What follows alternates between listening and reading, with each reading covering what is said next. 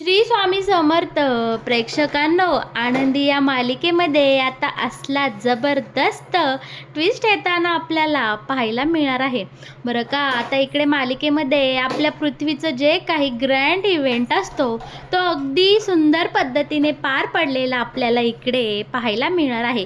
पण या सगळ्यामध्ये शेवटला मात्र हा विद्याधर त्या झुंबरसोबत छेडछाणी करून त्याला काहीतरी या कार्यक्रमात विघ्न आणायचं असतं.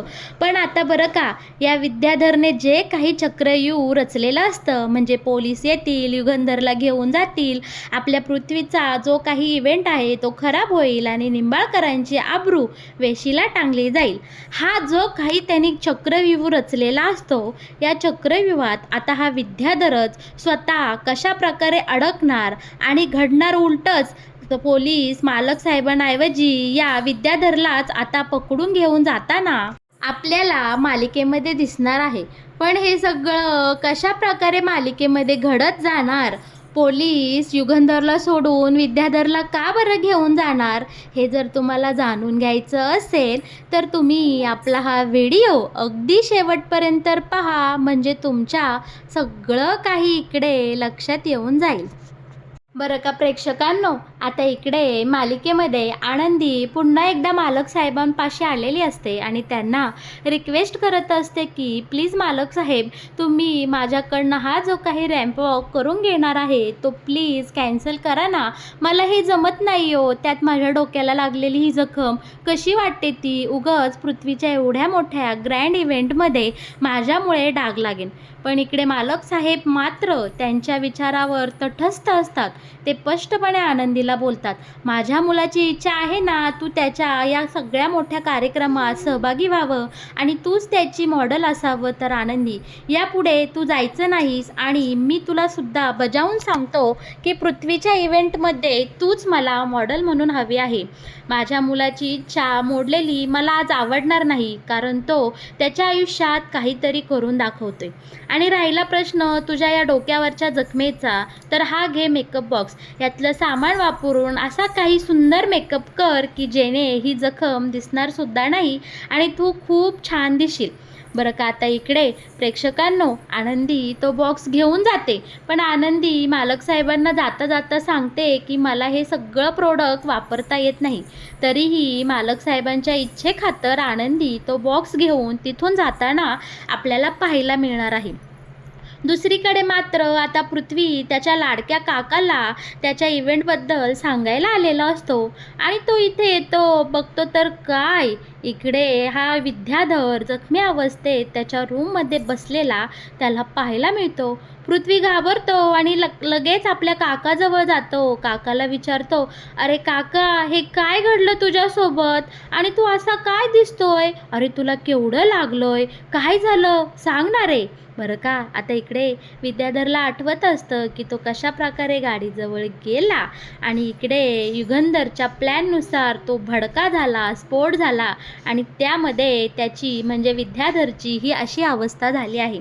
पण विद्याधर आता वेळेचं गांभीर्य समजून इकडे लगेच हसत हसत पृथ्वीला म्हणतो, अरे काय नाही रे, छोटासा ॲक्सिडेंट झाला माझा, एवढं काय नाही, थोडंसंच लागले, पण मी ठीक होईल, काळजी करू नको. काय रे पृथ्वी बाळा, का बरं आला होता इकडे? तेव्हा पृथ्वी सांगतो, काका आज माझ्या प्रोडक्टचं लॉन्चिंग आहे आणि तू मला तिथे हवा आहेस. आता लगेच विद्याधर, अरे एवढंच ना, बास का मंगल्या का, मी येणार नाही का तुझ्या एवढ्या मोठ्या इव्हेंटमध्ये? तू काळजी करू नकोस, मी अगदी नीट नटून थटून येईल तुझ्या इव्हेंटला, बरोबर वेळेत पोचेल. तू तवर सुरुवात कर तिकडं. आणि हो, तुझं खूप खूप अभिनंदन, तुझ्या आयुष्यात एवढा मोठा चांगला क्षण येतोय, तुझं नवीन पर्वाची नवी सुरुवात होती हे ऐकून मला खरंच खूप आनंद झाला. पृथ्वी बाळा, नाव काढलं बा, आपल्या खानदानाचं तू नाव एकदम पुढे घेऊन जाशील याची मला खात्री आहे. बरं का, आता इकडे पृथ्वी काकाचा निरोप घेऊन त्याच्या कामाला जातो. आता इकडे मात्र पृथ्वीचा कारस्थानिक काका लगेच पोलिसांना फोन करतो आणि बोलतो की इन्स्पेक्टर साहेब, पुढं काय झालं? तुम्ही तिथं धाड टाकली का? मग काही पुरावे मिळाले का? आता इकडनं लगेच साहेब सांगू लागतात, हो, तिथला जो माणूस आहे आणि या सगळ्या स्फोटसाठी ज्याने दारुगोळा, रॉ मटेरियल पुरवला आहे, तो आमच्या समोर आहे आणि त्यांनी एक नाव आम्हाला सांगितलं आहे. त्यासाठी आता आमच्या हातात खरंच सबळ पुरावा मिळाला आहे. लगेच इकडे विद्याधर बोलतो, की लवकरात लवकर इकडे निंबाळकर वाड्यावर येऊन धाड टाका आणि या सगळ्या पत्रकारांसमोर, या प्रेस कॉन्फरन्स आणि या गावाच्या समोर या विद्याधरला फरफडत या निंबाळकर वाड्यावरून तिकडे जेलात घेऊन जा. यामुळे मला खूप आनंद होईल. बरं का प्रेक्षकांनो, आता इकडे पोलिसांनी तर या विद्याधरला ग्रीन सिग्नल दिलेला असतो, पण नक्की मुख्यात आरोपी कोण आहे याचं नाव मात्र इकडे पोलिसांनी डिक्लेअर केलेलं नसतं. बरं का, आता हा विद्याधर लगे मनाशी बोलतो, आता काय युगंधर, तुझा खेळ संपला. युगंधर, तुझ्या या साम्राज्याला मी आता सुरुंग लावल्याशिवाय राहणार नाही म्हणजे नाही.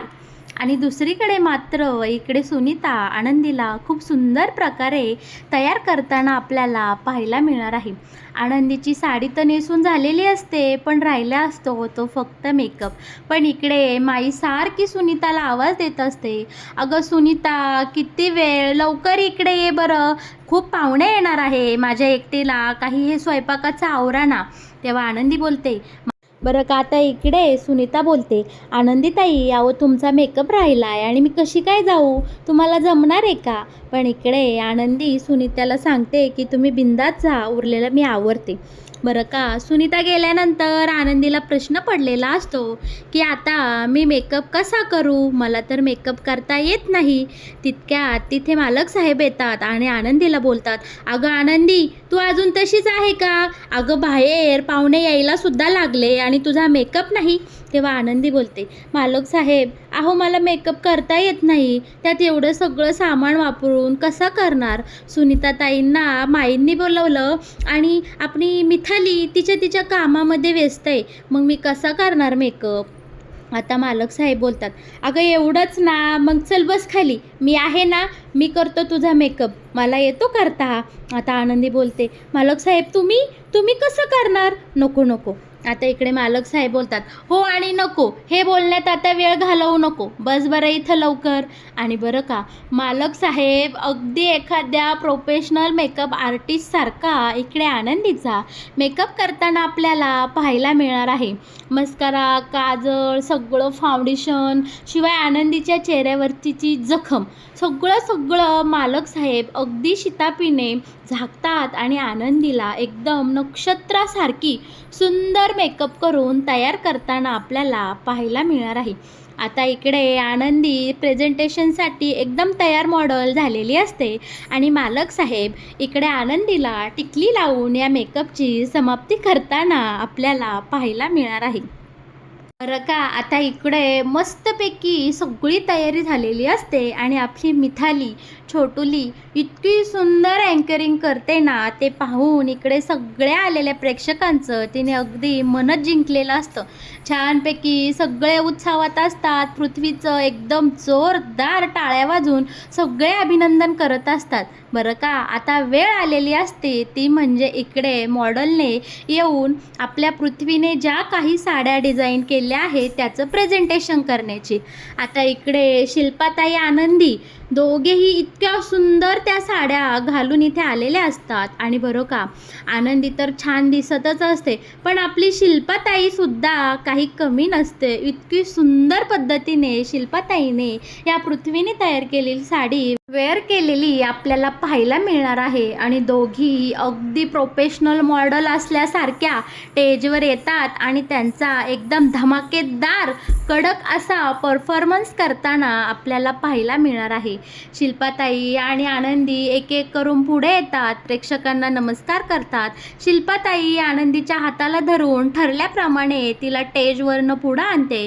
दोघेही इकडे मिथालीने सांगितल्याप्रमाणे त्या प्रॉकेटचं अगदी शितापीने इकडे प्रेझेंटेशन करताना आपल्याला पाहायला मिळणार आहे. बरं का, या दोघींना पाहून या दोघींकडेही प्रेक्षकांच्या नजरा अगदी खिळून राहिलेल्या असतात आणि पृथ्वीने तयार केलेली साडी इकडे युगंधरला इतकी आवडलेली असते की काय सांगू. आपल्या मुलाचं इतकं छान प्रकारचं काम पाहून इकडे मालक साहेबांना खूप आनंद झालेला असतो आणि पृथ्वीविषयी त्यांच्या मनात इकडे प्रेमाचा पाझर फुटलेला आपल्याला पाहायला मिळणार आहे. म्हणून आता इकडे मालक साहेब एकदा शिल्पाताईला पाहतात, एकदा आनंदीला पाहतात आणि या सगळ्याचं क्रेडिट म्हणून ते पृथ्वीकडे एकदम समाधानाने आणि अभिमानाने पाहताना आपल्याला दिसणार आहेत. इकडे शिल्पाताई आणि आनंदी एकदम जोरदार धमाकेदार असं या पृथ्वीच्या साड्यांचं लॉन्चिंग करतात आणि बरं का इथे बऱ्यापैकी निम्मा कार्यक्रम यशस्वीरित्या पार पाडलेला आपल्याला पाहायला मिळणार आहे. पण या चांगल्या चाललेल्या कार्यक्रमात कसं विघ्न आणायचं यासाठी हा विद्याधर मात्र इकडे तळतळ करत असतो. तो लगेच पोलिसांना फोन करतो आणि बोलतो की कुठवर आला आहात तुम्ही.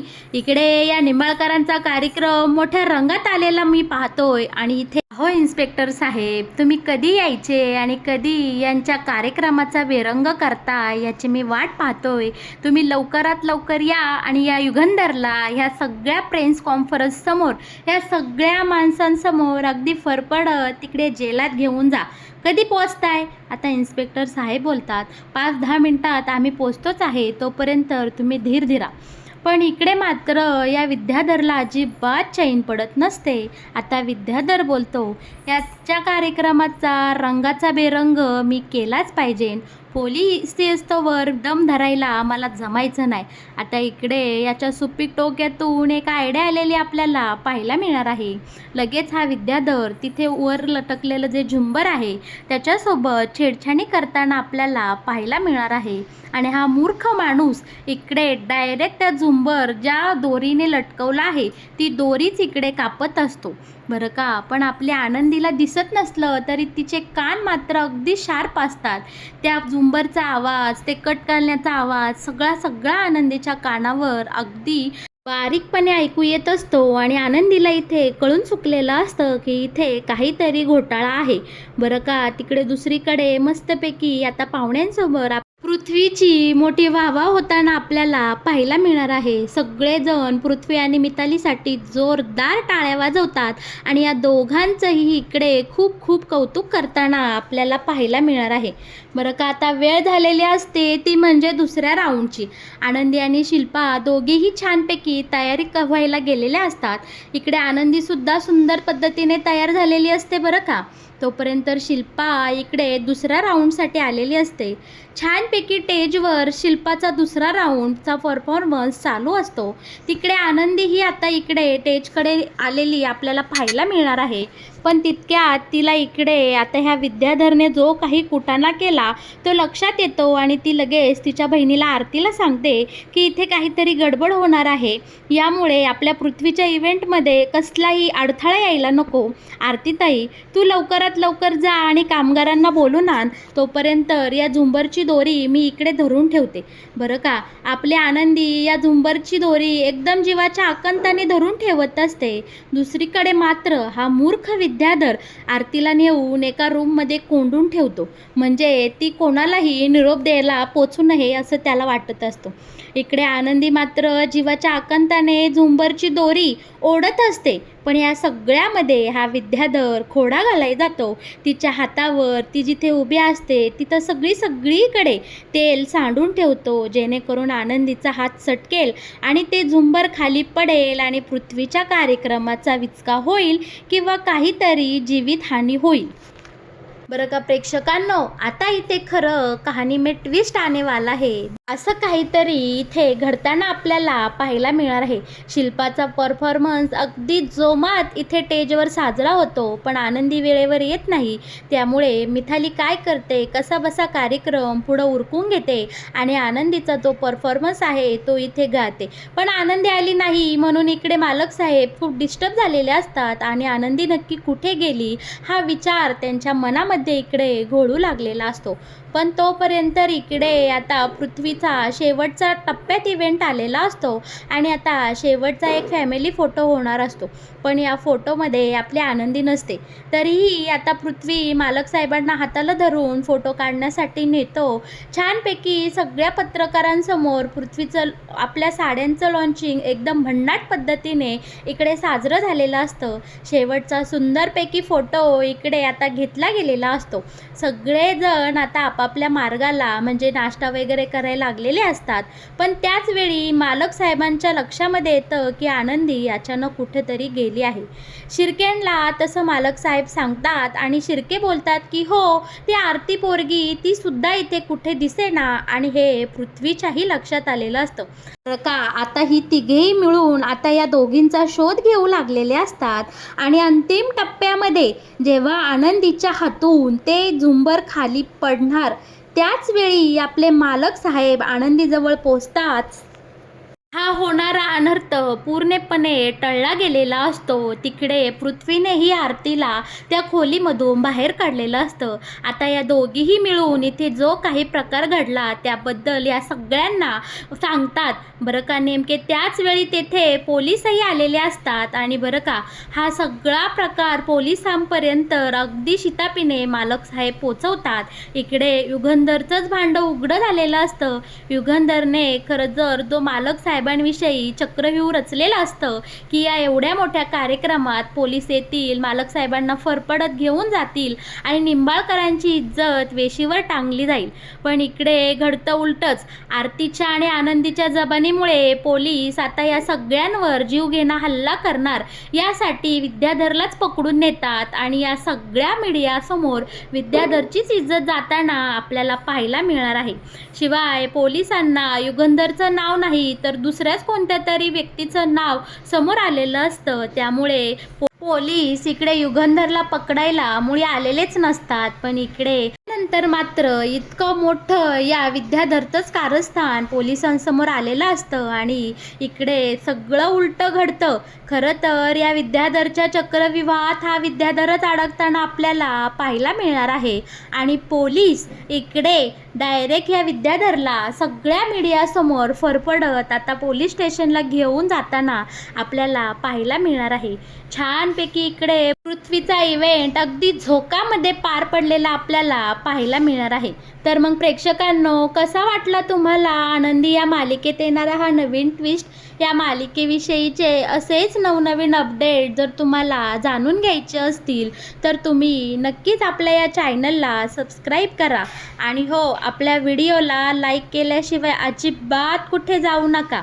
बरं का प्रेक्षकांनो, तुम्हाला या मालिकेविषयी काही मतं असतील किंवा तुमच्या काही प्रतिक्रिया असतील तर त्या नक्की मला आपल्या कमेंट बॉक्सद्वारे कळवा आणि हो, आपल्या व्हिडिओला लाईक केल्याशिवाय अजिबात कुठे जाऊ नका. धन्यवाद.